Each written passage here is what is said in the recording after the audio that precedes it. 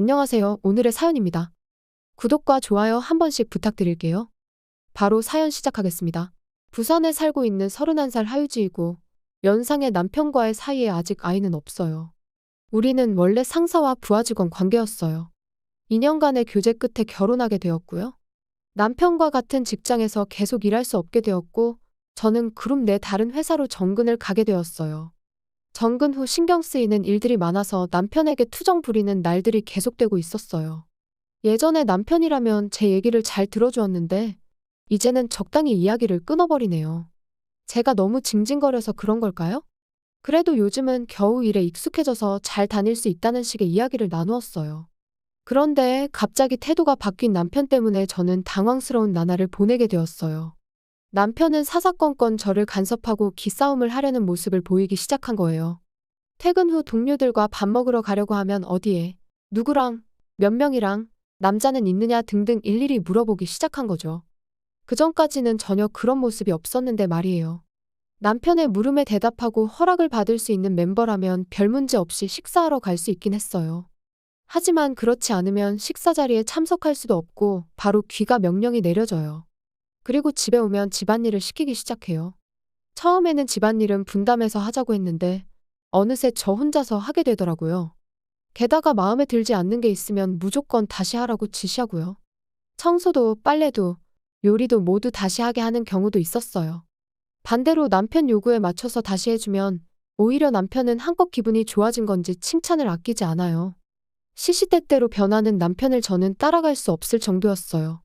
이런 남편의 변화에는 시어머니가 한몫한 것 같아요.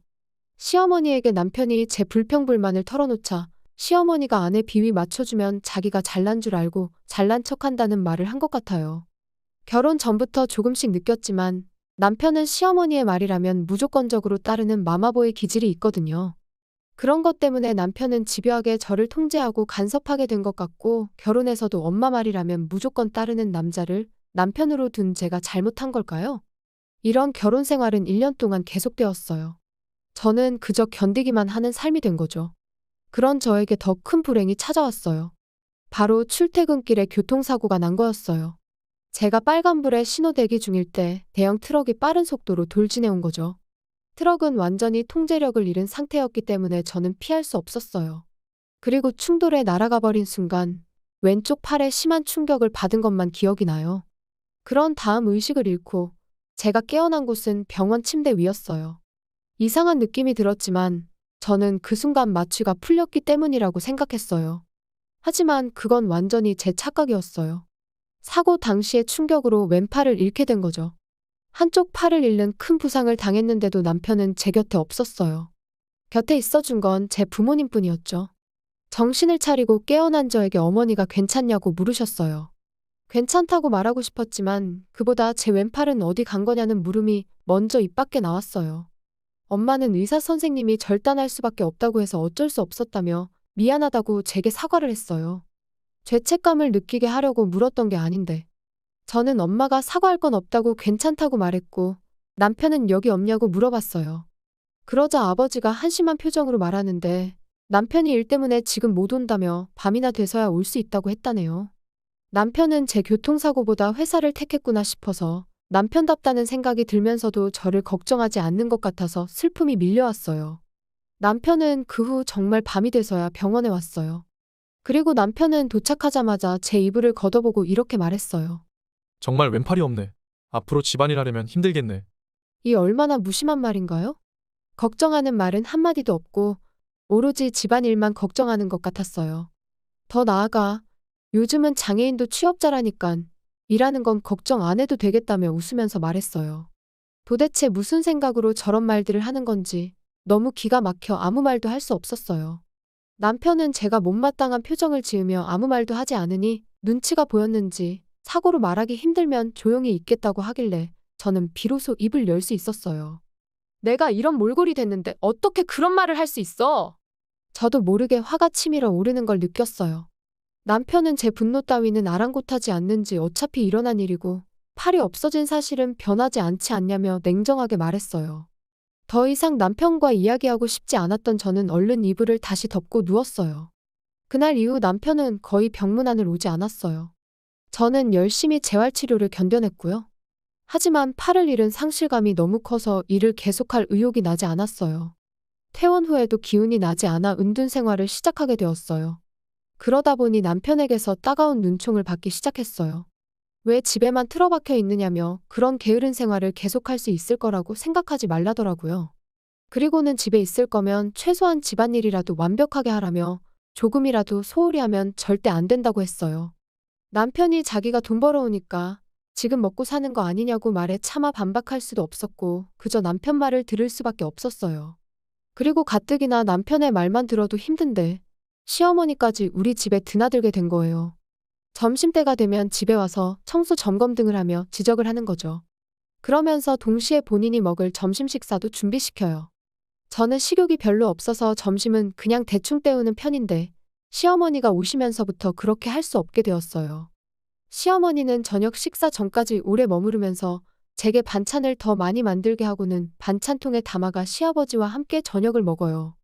시어머니가 찾아오는 목적은 저를 괴롭히며 스트레스를 풀고 그 와중에 자신의 집안일을 줄이는 것인 거죠. 저를 위한 배려는 전혀 없어요. 남편과 시어머니에게 억눌리는 나날을 보내다 보니 일할 엄두가 나지 않아 점점 더 집에 틀어박혀 살게 되었어요. 그러던 어느 날이에요.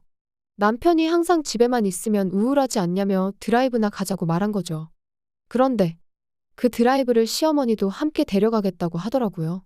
게다가 항상 갑질당하던 저로서는 갑자기 드라이브를 가자고 하는 게 이상하게만 느껴졌어요. 그래서 시어머니랑 둘이서 가도 괜찮다고 그냥 집에 있어도 아무렇지 않다고 하니 평소에 남편이었다면 화를 내고 정말 시어머니와 단둘이서만 나갔을 거예요. 하지만 그날은 달랐어요. 저보고 그런 말 하지 말라며 함께 나가서 바람 쐬고 싶었다며 기분 전환도 가끔 해줘야 힘이 난다고 말하는 거예요. 아무리 그래도 저는 별로 가고 싶은 마음이 들지 않았어요. 그러자 남편이 이제 지쳤는지 그렇게 계속 튕기지 말고 드라이브 가면 재밌다며 억지로 오른팔을 잡아당겨 차에 태웠어요. 물론 조수석이 아닌 뒷좌석이죠. 조수석에는 시어머니를 태울 것 같았어요. 역시나 남편은 시댁에 들러 시어머니를 조수석에 태우고 드라이브를 떠났어요. 이제 자포자기한 심정으로 저는 뒷좌석에서 잠을 청했어요. 남편과 시어머니의 즐거운 대화 소리는 못 들은 척했어요. 얼마나 달렸을까? 낯선 풍경이 펼쳐져 있었어요. 그리고 어느 강 다리 위에 도착했을 때 남편은 갑자기 차를 세웠어요. 그러곤 남편과 시어머니는 차에서 내렸어요. 그리고 제가 앉은 뒷좌석 문을 열면서 경치가 좋으니까 내려서 구경하자고 하더라고요. 내려서 보니 확실히 경치는 좋았지만 사람 한 명 보이지 않고 한산했어요. 그런데 그때 남편이 갑자기 제 오른팔을 잡아당기는 거예요. 저는 깜짝 놀라서 무슨 짓이냐고 소리를 질렀어요. 그러자 남편은 쌍욕을 하는데 시어머니도 제 왼쪽 어깨를 잡고 다리 끝까지 끌고 갔어요.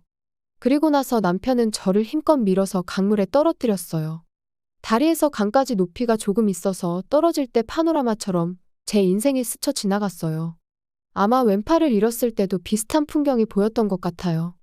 결국 저는 강물에 떨어졌고 한쪽 팔로만 허우적거리는 제 모습을 남편과 시어머니는 다리 위에서 보고 비웃고 있었어요. 한바탕 웃은 두 사람은 차를 몰고 사라져 버리더라고요. 그 사이 저는 어떻게든 살려고 허둥댔는데 체력이 점점 빠지더라고요. 그때 누군가가 조금만 기다려라고 외치는 목소리가 멀리서 들리는데 고개를 돌리니 한 남성이 서 있었어요. 낚시하러 온 사람 같았어요. 그 남자는 곧바로 제게 헤엄쳐서 오는데 안간힘을 다해 조금 더 버텼어요. 그리고 제게 도착한 남자가 힘을 빼라고 해서 온몸에 힘을 뺐고 그러자 신기하게도 그 남자에게 끌려서 강변에 도착했어요. 다행이다, 살았다. 마음속으로 안도하고 있을 때 그 사람이 제게 말을 걸었어요. 유지야, 괜찮아? 늦게 구해줘서 미안해. 어라? 내 이름을 어떻게 아는 거지? 놀라서 그 남자를 쳐다보니 놀랍게도 그 남자는 교류가 잘 없던 사촌 오빠였어요. 사촌 오빠는 낚시하러 왔다가 다리에서 떨어지는 저를 봤다고 했고 거리가 좀 멀어서 도착하는데 시간이 좀 걸렸다네요. 그리고 사촌 오빠는 폰을 꺼내 어딘가에 전화하기 시작했어요. 동료들에게 전화한다는데 왕래가 없어 잘 몰랐었는데 알고 보니 직업이 경찰이라고 하더라고요. 그래서 동료들에게 전화한다는 게 경찰에 신고한다는 뜻인 거였죠. 그 후 몸을 추스리고 경찰서에 가서 모든 이야기를 했어요. 제가 강에 빠진 지 1시간이 지났을 때 남편과 시어머니는 집에 거의 도착한 것 같았고 두 사람은 아무것도 모르고 신나 있었을 거예요. 마지막 모습이 웃는 모습이었으니깐요. 하지만 이 두 사람은 상상도 못할 지옥으로 떨어지게 돼요. 집 앞에는 이미 경찰관이 대기하고 있었어요. 경찰차는 눈에 띄지 않게 조금 떨어진 곳에서 기다리고 있었던 것 같고요. 출동한 경찰은 두 사람을 발견하자마자 체포했다는데 그 과정에서 반항을 엄청 했다네요. 강제로 경찰차에 태워진 두 사람은 강 근처에서 경찰이 모든 과정을 목격하고 영상도 찍힌 게 있다고 하니 더 이상 반항하지 않고 순순히 경찰서로 향했어요. 그리고 그곳에서 저와 대면하게 된 거죠.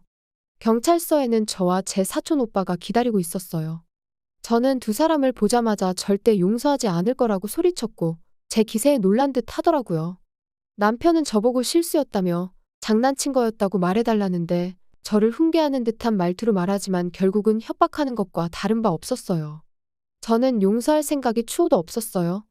정말 죽는 줄 알았으니까요. 사촌 오빠가 도와주지 않았다면 정말 생각도 하기 싫네요. 시어머니도 저에게 물에 빠진 거 보고 비웃은 거 미안하다며 그냥 장난이었다고 말하는데 너무 어처구니가 없었어요. 장난이라는 게 말이 된다고 생각하는 건지. 저는 두 사람에게 무슨 말을 하든 절대 용서할 생각이 없으니 콩밥 실컷 먹게 해주겠다고 말하고 두 사람 앞에서 자리를 떴어요. 더 이상 두 사람과 직접 이야기할 생각이 없었거든요. 나머지는 재판과 변호사를 통해 이야기할 생각이었어요. 그 이후에 우선 우리 부부는 이혼했어요. 사실 저는 남편의 폭언을 가끔 녹음해뒀었는데 이게 증거가 돼서 남편한테 상당한 액수의 위자료를 받게 되었어요. 그리고 남편과 시어머니는 목격자가 있어서 법정에서 실형을 선고받았고요. 결국 시어머니도 이혼을 당했다고 하더라고요. 예전에 시어머니가 제게 욕설을 하는 걸 몇 번 녹음해둔 게 있는데 이걸 변호사에게 전달했더니 이걸로도 위자료 청구할 수 있다고 하더라고요. 그래서 최대한 죗값을 치르게 하려고 변호사님에게 진행해달라고 부탁드렸어요. 그리고 전에 일하던 회사에서 다시 일하지 않겠냐는 제안을 받았어요. 비록 한쪽 팔을 잃었지만 할 수 있는 일은 얼마든지 있다는 생각이 들어 다시 출근하는 걸로 얘기를 나눴어요. 집에 틀어박혀 지낼 바에야 이렇게 평범한 사람들처럼 일하며 지내는 게 맞다는 생각이 계속 들었고 늦었지만 다시 일상을 회복하고 싶었거든요. 지나간 시간은 후회가 되지만 앞으로는 현실에 안주하지 않고 긍정적으로 삶을 살아보려고 합니다. 시청해주셔서 감사합니다. 그럼 다음 영상에서 다시 뵙겠습니다.